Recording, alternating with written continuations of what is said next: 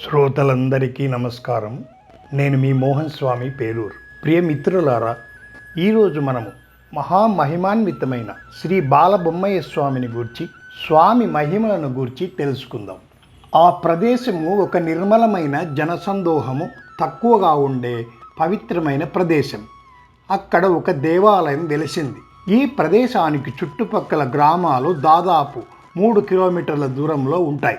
ఈ దేవాలయములో కొన్ని పవిత్ర మాసాలలో మాత్రము ఎక్కువగా భక్తులు వస్తూ ఉంటారు, దేవుని ఆరాధిస్తూ ఉంటారు. ఆ దేవాలయమే బ్రహ్మదేవాలయమని, బ్రహ్మయ్య స్వామి అని, బొమ్మయ్య స్వామి గుడిగా జనపరంపరలో పిలుస్తూ ఉంటారు. దాదాపు చుట్టుముట్టు 40 గ్రామాల ప్రజలు ఈ దేవునికి తమ పశువులు, గొర్రెలను ఆరోగ్యంగా ఉండాలని వేడుకుంటారు. రైతుల ఇండ్లలో ఆవులు ఈనగానే వాటి యొక్క పాలు, పెరుగుతో, నెయ్యితో స్వామికి పూజ, అభిషేకము చేస్తారు. బియ్యము, అన్నము వండి అందులో బెల్లము, పాలు, అరటిపండ్లు వగైరా వేసి స్వామికి నైవేద్యం చేస్తారు. దీనిని ఈ ప్రాంతంలో బాణం బువ్వ, బెల్లం బువ్వ అంటారు. తర్వాత భక్తాదుల బంధువులందరికీ పంచుతారు. వారి గ్రామం నుండి వచ్చేటప్పుడు అలంకరించుకొని వచ్చిన ఎడ్ల బండిని స్వామి చుట్టూ పరిగెత్తిస్తూ తిప్పుతారు. గోవిందనామాలతో, స్వామి నామాలతో అరుస్తూ ఆ ప్రదేశమంతా చాలా కోలాహలంగా ఉంటుంది. ఈ ఉత్సవాలను చూడడానికి 2 కళ్ళు చాలవు. ఈ ప్రదేశమంతా పూర్తి శాకాహారంగా ఉంటుంది. ఈ ప్రదేశంలో వివాహాలు, శుభకార్యాలు తరచూ నడుస్తూ ఉంటాయి. పాలు పిండని ఆవులు ఉంటే స్వామికి మొక్కుకుంటే పాలు పిండి ఆవు దూడలు ఆరోగ్యంగా ఉంటాయని దేవుని ఆరాధిస్తారు. కొంతమంది భక్తులు ఈ ప్రదేశంలో ప్రజల సౌకర్యార్థము ఛత్రములు, నీటి సదుపాయములు కూడా చేసినారు. కావున ఏ కార్యము చేసుకుంటకైనా అనుకూలముగా ఉంది. ఈ బొమ్మయ్య స్వామి యొక్క మహిమలను గూర్చి ఇక్కడ ప్రజలలో ఎన్నో అద్భుతమైన కథలు వాడుకలో ఉన్నాయి. అయితే వీటిని ఏ పుస్తకంలోనూ రాయలేదు. ప్రస్తుతము నేను ఇక్కడ జనబాహుళ్యములో విషయాలన్నీ సంగ్రహించి ఈ స్వామి యొక్క మహిమలను నాకు తెలిసిన మేర శ్రోతలకు తెలియపరుస్తున్నాను. వేడుగోలు బలమాశలకు వెచ్చైన వారి పిత్రుడు పసిబాలు బొమ్మయ్య వెచ్చలికి వెచ్చైన వారి పిత్రుడు పసిబాలు బొమ్మయ్య వెచ్చలికి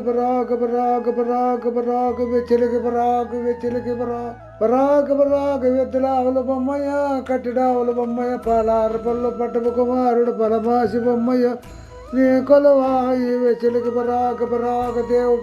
దేవు అంటూ ఉరాలతో బొమ్మయ్య స్వామికి పరాకులతో పూజలు ప్రారంభమవుతాయి. ఇక స్వామి చరిత్రలోకి వస్తే, పూర్వకాలమునందు పలమాసి వంశములోని పలమాసి పాపమ్మ, పలమాసి నాగన్నకు 7 కొడుకులు. పలమాసి చిన్నయ్య పెద్దవాడు. దాదాపు 100 సంవత్సరములు గడిచినా ఆ 7 మందికి కూడా ఒక్క మగ సంతానము కాలేదు. వారు మగ సంతానము కొరకు పిండిన పాలను దానము చేసేవారు. అన్నదానము చేసి ఎన్నో సత్రములు కట్టించినారు, గుళ్ళు, గోపురాలు కట్టించినారు. వీరికి దాదాపు 700 ఆవులు ఉండేవి. అందులో తెల్ల ఆవుల మంద, ఎర్ర ఆవుల మంద, దూడల మందలు వేరువేరుగా ఉండేవి. వీటిని ఎంతో ప్రేమగా పెంచేవారు. ఇలా ఉండగా ఒకసారి విపరీతమైన కరువు వచ్చింది. పశువులకు నీళ్లు, మేత లేక చాలా ఇబ్బంది పడ్డారు. వాటికి మేత లేకపోవడం వల్ల ఇంటిల్లిపాది చాలా బాధపడ్డారు. చేసేది లేక ఆవులను తోలుకొని పలమాసి చిన్నయ్య, భార్య పాపమ్మ తమ్ముళ్ళందరినీ వదిలి పాలకొండ్ల పట్టణం వద్ద కల కొండగుట్టల్లోకి మేతకై తోలుకొని వెళ్ళినారు. అక్కడ పలమాసి చిన్నయ్య గడ్డి తక్కువగా ఉన్న చెట్ల ఆకులు, చిగురు పొదలలో ఆవులను మేపుచున్నాడు. ఇలా కాలం గడిచిపోతూ ఉంది. ఆ దగ్గరి గ్రామానికి పలమాసి చిన్నయ్య తన చెల్లెలిని ఒక రైతుకిచ్చి వివాహం చేసినాడు. కావున ఆ చెల్లెలు ఇంటి నుండి ప్రతిరోజు పలమాసి పాపమ్మ పశువులు కాస్తున్న చిన్నయ్యకు సద్ది అనగా ఆహారం గంపలో ఆవుల మంద వద్దకు తీసుకుని వచ్చేది. ఈ విధంగా ఆమె ప్రతిరోజు వస్తూ పోతూ మధ్యలో ఉన్న చిలుకల వంక అనే ప్రదేశంలో నీరు చిన్నగా ప్రవహిస్తూ ఉండేది. ఆ వంకను దాటి ప్రతిరోజు రావలసి ఉంటుంది. ఇలా కొంతకాలం జరిగిపోయింది. ఒకరోజు మధ్యాహ్న సమయమునందు చొక్కమైన సోమవారం నాడు ఆమె చిలుకల వంక దాటుతూ ఉండగా ఆ నీటిలో ఒక చిత్తారమైన బొమ్మ ఒకటి ఆ పలుమాసి పాపమ్మకు దొరికింది. దానిని గంపలో ఉంచుకొని వెళ్ళి తన భర్తకు అన్నం పెట్టి వెనుదిరిగే ఆ చిలకల వంక వద్దకే వచ్చింది. ఆ గంపలోని ఆ చిత్తార బొమ్మను ఒక ప్రదేశంలో శుభ్రం చేసి ముగ్గులు వేసి ఆ బొమ్మను ఉంచి అక్కడ అడవిలో దొరికే రకరకాల పూలు తెచ్చి ఎంతో భక్తితో పూజలు చేసింది. ఆ చిత్తారి బొమ్మను ఇలా ప్రార్థించింది: ఓ చిత్తారి బొమ్మ, మమ్మలను దయచూడు తల్లి, కాపాడు తల్లి. మా వంశములో ఏ మగ సంతానము లేదు, కావున మమ్ము కనికరించి మగ సంతానం ప్రసాదించు తల్లి అని ఏడుస్తూ ఎంతో ఆవేదనతో వేడుకుంది. అంతా ఆమె నిర్మలమైన భక్తికి మెచ్చి ఆకాశవాణి ఇలా పలికింది: అమ్మ పాపమ్మ, ఇదే నేను నీకు వరం ఇస్తున్నాను. నీకు 9 ఘడియలలో మగ సంతానం అవుతుంది అని చెప్పినట్లు వినపడింది. పాపమ్మ చుట్టూ చూసింది, ఎవరూ కనపడలేదు. ఓ దేవతలేమో అనుకొని ఆమె ఆశ్చర్యపోతున్న సమయంలో సరిగ్గా 9 ఘడియలకు ఒక మగపిల్లవాడు ఆమె పక్క ప్రత్యక్షమై ఆమె పక్కన పడుకున్నాడు. ఆశ్చర్యము, దేవుని వాక్కు ఫలించింది అని ఆమె ఆనందానికి అవధులు లేవు. ఈ వార్త విన్న చుట్టుముట్టు గ్రామాలు ఆడవారు చూసి ఆశ్చర్యపడుతున్నారు, నమస్కరిస్తున్నారు. పాపమ్మ ఎంత పుణ్యాత్మురాలని పొగుడుతున్నారు. అందరూ ఇంటికి చేర్చినారు. అక్కడ ఆవుల మందలో భర్త చిన్నయ్య విషయము తెలిసి ఎంతగానో సంతోషపడినాడు, ఆశ్చర్యపడినాడు. ఎన్ని సంవత్సరాలైనా మా వంశములో మగ సంతానము లేదు, ఇది మా మహాభాగ్యము. ఈ చిత్తారి బొమ్మ మాకు ఈ పిల్లవాణ్ణి ఇచ్చింది, కావున ఈ పిల్లవానికి బొమ్మయ్య అని పేరు పెట్టినారు. ఆ తర్వాత ఆ దంపతులు ఆ పిల్లవాణ్ణి ఎత్తుకొని పశువుల మేతకు వచ్చిన ప్రదేశం పాలకొండ వద్దకు వస్తారు. అచ్చట కొంతకాలము గడిపినారు. ఆ బాలుడు దాదాపు 7 సంవత్సరాల బాలుడైనాడు. అచ్చట నుండి మేత కొరకు ఇంకొక ప్రదేశానికి వెళ్ళవలని నిశ్చయించి బాలుని భుజాన వేసుకొని బ్రాహ్మణయాలేరు అనే ప్రదేశానికి ఆవులను తోలుకొని వస్తారు. అక్కడ ఆవులన్నీ చెల్లాచెదురుగా వెళ్ళగా వాటిని అదుపు చేయడంలో తల్లిదండ్రులు కష్టపడుతున్నారు. అంతలో ఆ బాలుడు బొమ్మయ్య మొదటిసారిగా తన మహిమను చూపించాడు. భుజంపై కూర్చున్న బొమ్మయ్య ఒక్కసారిగా గల్లున కూత వేయగానే చెల్లాచెదురుగా వెళ్ళి ఉన్న దాదాపు 100 ఆవులు పరిగెత్తుకుంటూ వచ్చి బాలుడు బొమ్మయ్య చుట్టూ గిరగిరా తిరిగినాయి. అక్కడ ఉన్న వారందరూ ఈ వింతను చూసి చాలా ఆశ్చర్యపడినారు. ఎవరి ఈ బాలుడు? ఈ వయసులోనే ఇంత పరాక్రమంగా ఉన్నాడు అని అనుకున్నారు. పలమాజి చిన్నయ్య భార్య ఆ బాలునితో ఆ గ్రామంలోనే నివసించసాగినారు. రోజు కార్యక్రమంలో భాగంగానే ఆ ప్రదేశంలోని కొండ ప్రాంతానికి ఉదయాన్నే మేతకై ఆవులను తోలుకొని తండ్రి పలమాసి చిన్నయ్య వెళుతున్నాడు. తండ్రి వెంట బాలుడు కూడా వెళుతుండగా, వద్దు నాయన, నీవు అమ్మ దగ్గరే ఇంటి వద్దనే ఉండు, చాలా దూరం వెళ్ళాలి అని బుజ్జగించి చెప్పినాడు. అయితే ఆ బాలుడు మొరాయిస్తూ నేను వస్తానని అన్నాడు. తండ్రి ఆవులను తోలుకొని ముందు భాగంలో వెళ్తున్నాడు. ఈ బాలుడు నిదానంగా చిన్న చిన్న రాళ్లను దాటుకుంటూ వెళ్తున్నాడు. అలా వెళ్తుండగా కొంతసేపటికి తండ్రి వెనుకకు తిరిగి చూసినాడు. అయితే బాలుడు బొమ్మయ్య కనిపించలేదు. తండ్రి ఆ బాలుని అక్కడ ఇక్కడ అన్ని చోట్ల వెతికినాడు, అయినా కనిపించలేదు. ఇక్కడ పార్వతీ పరమేశ్వరులు ఆ బాలుని యొక్క మహిమను లోకానికి చూపించాలని తలచి పెద్ద 7 పడగల సర్పమును సృష్టించి ఆ సర్పము బాలుని కాటు వేసేటట్లు చేసినారు. తండ్రి అన్ని చోట్ల వెతికినాడు. అయితే బాలుడు కనపడకపోయేసరికి ఎంతో దుఃఖంతో తన చెల్లెలి గ్రామము కృష్ణాపురమునకు పోయి బాలుడు వచ్చినాడా అని అడగగా వారు రాలేదు అన్నారు. అంతటి చిన్నయ్య వెంటనే తన ఆవులు మేపుతున్న ప్రదేశానికి వచ్చి ఆ కొండంతా గాలించినాడు. అప్పుడు గుబురుగా ఉన్న గడ్డి బాదగంట్లలో చూడగా అక్కడ బాలుడు మరణించి పడి ఉన్నాడు.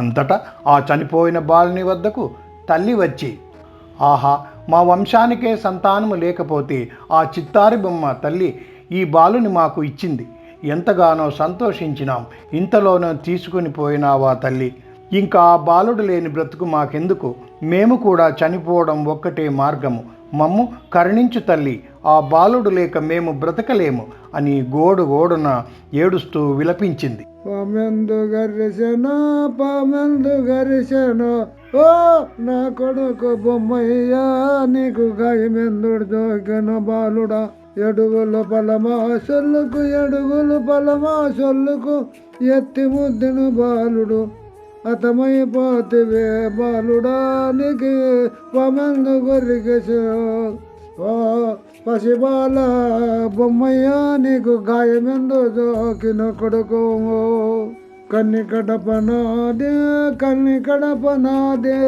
కళ్ళంద కొట్టితివి బాలుడా కళ్ళంద కొట్టితివి ఓ పసిబాలు బొమ్మయ్య నీకు గాయమెంద జోకినో స్వామి నిన్ను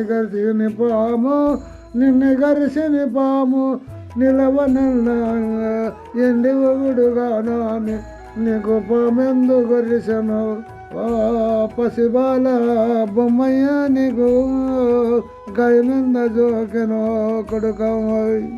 ఆమె యొక్క అంతులేని దుఃఖాన్ని చూడలేక ఆ పార్వతీ పరమేశ్వరులు ప్రత్యక్షమైనారు. నీ బాలుని నీవు తీసుకో లేనాయన అన్నారు.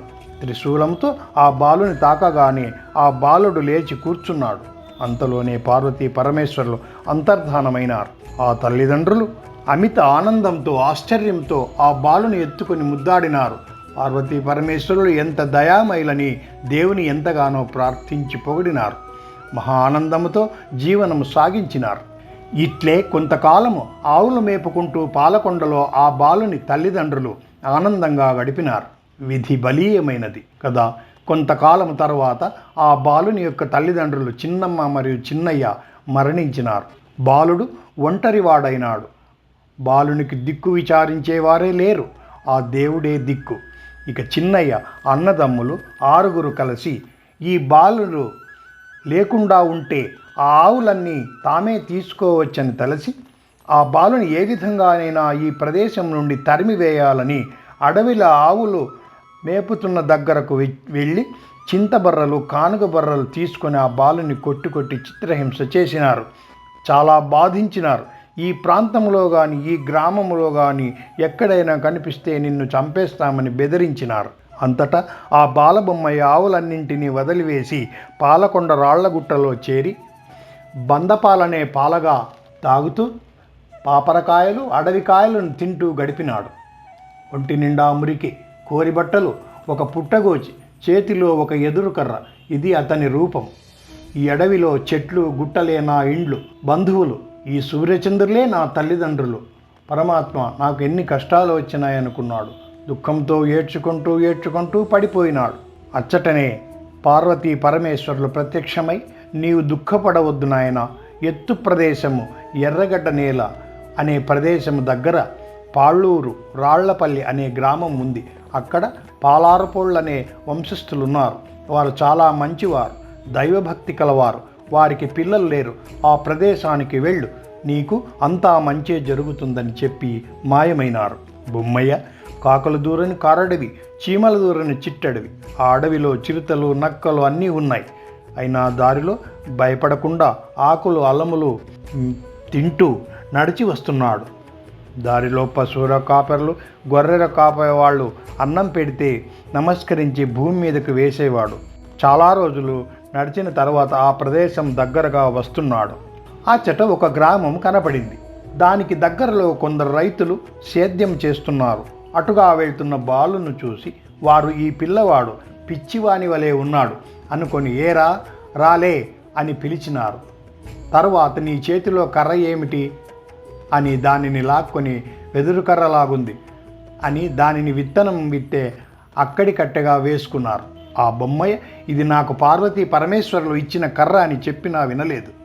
ఆ రైతులు 24 కాండ్ల ఎద్దులతో సేద్యం చేస్తున్నారు. ఆ ఎద్దులన్నీ ఎక్కడివక్కడే పడిపోయినాయి. ఎంత కొట్టినా అవి లేవలేదు. అందరికీ ఆశ్చర్యం వేసింది. ఎందుకు ఇలా జరిగిందని ఆలోచించినారు. చివరకు కొందరు పెద్దలు ఆ బాలుని వద్ద కర్రను మనం సేద్యానికి ఉపయోగించుకున్నందుకు ఇలా జరిగిందేమో, ఆ బాలునకు ఆ కర్రను ఇచ్చేయండి, స్వామి నీ కర్రను నీకు ఇస్తాం, మమ్మల్ని క్షమించు అన్నారు. అప్పుడు ఆ కర్రను అతనికి ఇవ్వగా ఎడ్లు అన్నీ లేచి ముందుకు సాగినాయి. ఇదేమి ఆశ్చర్యం నాయన అని ఆ బాలునకు నమస్కరించి పంపివేసినారు. ఈ బాలుడు దేవుడేమో అనుకున్నారు. చిరిగిన బట్టలతో కర్ర చేతిలో పట్టుకొని ఆ బాలుడు నడిచి వస్తున్నాడు. అట్లు వస్తూ దారిలో ఉన్న గ్రామం గుండా వచ్చినాడు. అచట కొంతమంది పిల్లలు బంగారాల ఆట ఆడుతున్నారు. అది చూసుకొని అచటనే నిలబడినాడు. అక్కడున్న పిల్లలు, ఎవడురా నీవు, బిచ్చగాడులా ఉన్నాడు, తిక్కలవాడు అనుకున్నారు. ఆ పిల్లల్లో ఒకడు, ఒరే ఒక బంగారం ఈరా ఆడుతాడేమో అని హాస్యం చేసినారు. ఒక పిల్లవాడు బంగారము చిన్న చాటి ఇచ్చినాడు, వేరా అన్నారు. అప్పుడు బొమ్మయ్య ఆ బొంగరాన్ని నేలపై ఉంచి దానికి చుట్టూ ఒక గెర్రి గీచి, దీనిని గీత నుండి బయటికి వచ్చేటట్లు మీరు బొంగరాలను వేయండి అన్నారు. అందరు పిల్లలు సాయంత్రము దాకా వేసిన ఆ బొంగరం గీత నుండి బయటికి రాలేదు.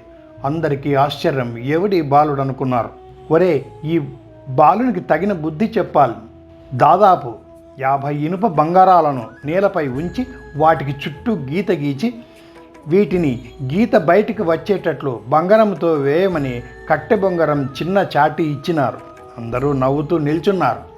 బాలుడు బొమ్మయ్య తల్లిదండ్రులను, సూర్యచంద్రులను మరియు పార్వతీ పరమేశ్వరులను తలుచుకొని తనకిచ్చిన బంగారంతో ఆ ఇనుప బొంగరాలకు వేసినాడు. అంతటితో అవన్నీ ముక్కలు ముక్కలుగా పగిలి దూరంగా వెళ్ళి పడినాయి. అందరూ ఎవరి ఈ వింత బాలుడు అని పెద్దగా ఆశ్చర్యపడినారు. ఈ పిల్లవానికి ఇంకొక పరీక్ష పెట్టాలని వారు ఉక్కు గోళీలను తీసుకొని ఆ పిల్లవానికి గాజు గోళీ ఇచ్చి వేయమన్నారు. అంతటితో ఆ బాలుడు, మీరే ఈ గాజు గోళీని కదిలించండి అని దాని చుట్టూ ఒక గీత గీచాడు. వారి యొక్క ఉక్కు గోళీలతో ఎంత గట్టిగా వేసినా అవి కదలలేకపోయినాయి. అందరూ ఓడిపోయినారు. అంతటితో ఆ గ్రామంలోని పిల్లలు మమ్మలను ఓడించి అవమానం చేసినాడని ఆ బాలుని కొట్టుటకు పోయినారు. అంతటితో బొమ్మయ్య ఎవరికీ కనబడకుండా దగ్గరలోని ఆంజనేయ స్వామి దేవాలయంలోనికి వెళ్ళినాడు. ఇంక దొరికినాడులే, ఎక్కడ పోతాడని గుడి అంతా గాలించారు. ఎక్కడా ఎవరికి కనపడలేదు. అందరూ ఇదేమి వింతరా అనుకున్న సమయంలో వారికి అందరికీ ఇలా వినిపించింది, నేను ఎత్తైన ప్రదేశంలో కొలువై ఉంటాను అని వినపడింది. అందరూ ఆశ్చర్యంలో ఏదో దేవుడు చెప్పినాడని అనుకున్నారు. ఆంజనేయ స్వామి గుడిలో మాయమైన బాలుడు నడుచుకుంటూ శివపార్వతులు ఆనతి ఇచ్చిన ప్రకారం రాళ్లపల్లి అనే గ్రామానికి చేరి ఆ ఊరిలో పాలారపోళ్ల అనే రైతు ఇంటి వద్దకు పోయాడు. ఆ సమయానికి పాలారపోళ్ల ఆవులు కనబడలేదని వారు అంతా వెతికి చింతిస్తూ ఉంటారు. అప్పుడు అక్కడే నిల్చున్న మన బాలబొమ్మయ్య, మీ ఆవులు గుట్టలలో కొన్ని, ఆ ఊరి చెరువు వద్ద కొన్ని ఉన్నాయి, మీరేమి దిగులు పడవద్దని చెప్తాడు. జీతగాళ్ళు అక్కడికి వచ్చి చూడగా ఆవులన్నీ ఉన్నాయి. అంతేకాకుండా మీకు ఇంతే భూమి ఉంది, మీకు జీతగాళ్ళు ఇంతమంది ఉన్నారు అని ఆ రైతుకు చెప్పినాడు. అంతటితో వారు ఆశ్చర్యం, ఆనందం కలుగుతుంది. వారు, నీవు ఎవరు నాయనా, నీ తల్లిదండ్రులు ఎవరైనా అడుగగా, నాకు ఎవరు లేరు అన్నాడు. ఆ బాలుని కన్న తల్లిదండ్రులు ఎంత అదృష్టవంతులు, ఇంత చక్కగా ఉన్నాడు అనుకున్నారు. ఆ భగవంతుడే సంతానము లేని మాకు ప్రసాదించినాడని తలుచుకొని ఆ ఇంటివారు ఆ బాలునికి నీళ్లు వేసి బాగా శుభ్రంపరిచి కొత్త గుడ్డలు వేసి కోరిన వంటకాలను భోజనం చేయించినారు. నాయన, మాకు పిల్లలు లేరు, నీవు ఇంటి వద్ద ఆడుకుంటూ ఉండు, మాకు అదే సంతోషమన్నారు. అయితే ఆ బాలుడు, నాకు ఆవులు కాయడం ఇష్టము, నేను ఆవులు లేకపోతాను అని అన్నాడు. ఇంతటితో బొమ్మయ్య స్వామి యొక్క చరిత్ర మొదటి భాగం సమాప్తం. రెండవ ఎపిసోడ్లో కలుసుకుందాం. ఓం స్వస్తి. సర్వే జనా సుఖినో భవంతు. సమస్త సన్మంగళాని భవంతు. మీకు ఈ వీడియో నచ్చినట్లయితే లైక్ చేసి షేర్ చేయండి. సబ్స్క్రైబ్ చేయడం మరవకండి. మన హిందుత్వ ఔన్నత్యాన్ని చాటే ఈ శుభకార్యానికి మీ మద్దతు ఇవ్వండి. శుభమస్తు.